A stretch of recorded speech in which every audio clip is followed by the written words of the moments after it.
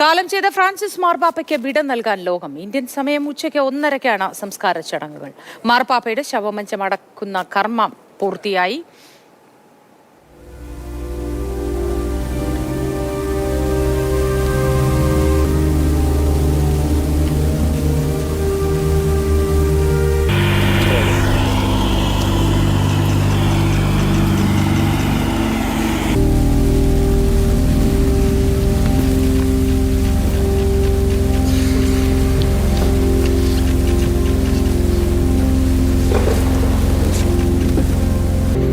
വിവരങ്ങളുമായി ന്യൂസ് ഡെസ്കിൽ നിന്നും അശ്വജിത്ത് ചേരുന്നു. Ashwajith, good morning.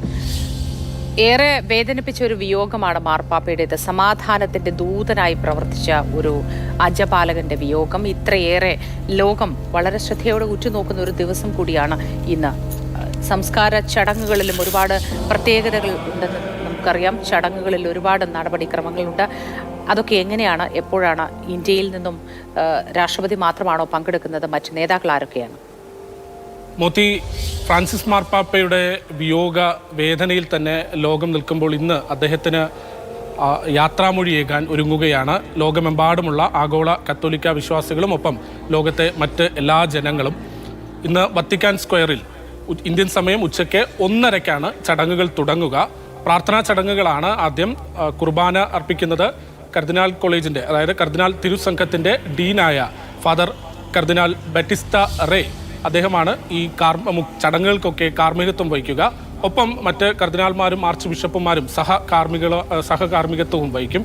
അതിനുശേഷം മാർപ്പാപ്പയുടെ ഭൗതിക ദേഹം അടങ്ങുന്ന പേടകം, അദ്ദേഹത്തിൻ്റെ ആഗ്രഹപ്രകാരം ഈ പേടകം അടക്കുന്നത് സെൻറ്റ് പീറ്റേഴ്സ് ബസിലിക്കയ്ക്ക് പുറത്തുള്ള സെൻറ്റ് മേരീസ് മേജർ ബസിലിക്കയിലാണ്. അവിടത്തേക്ക് കൊണ്ടുപോകും.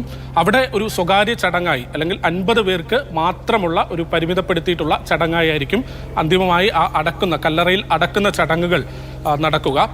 ഈ മോത്തി തുടക്കത്തിൽ സൂചിപ്പിച്ചതുപോലെ തന്നെ ഈ സംസ്കാര ചടങ്ങുകൾക്ക് ഏറെ പ്രത്യേകതയുണ്ട്.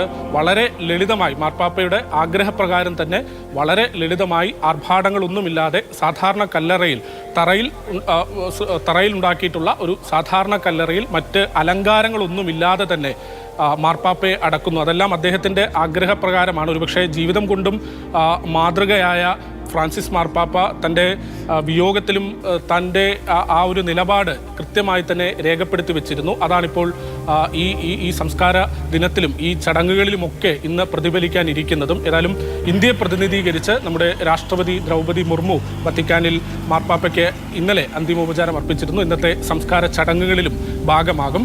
ഡൊണാൾഡ് ട്രംപ് അടക്കം 130ഓളം രാജ്യങ്ങളിൽ നിന്നുള്ള നേതാക്കളാണ് ഈ ചടങ്ങുകളുടെ ഭാഗമായി ഇന്ന് വത്തിക്കാനിൽ പങ്കെടുക്കാൻ എത്തിയിട്ടുള്ളത്. ഒപ്പം നമ്മൾ ഈ ദൃശ്യങ്ങളിൽ കാണുന്നത് ഈ അന്തിമ ശുശ്രൂഷകൾക്ക് മുമ്പായുള്ള പ്രധാനപ്പെട്ട ഒരു ചടങ്ങാണ്. അതായത് മാർപ്പാപ്പയെ അടക്കുന്ന ആ പേടകം അടയ്ക്കുന്ന ചടങ്ങാണ്.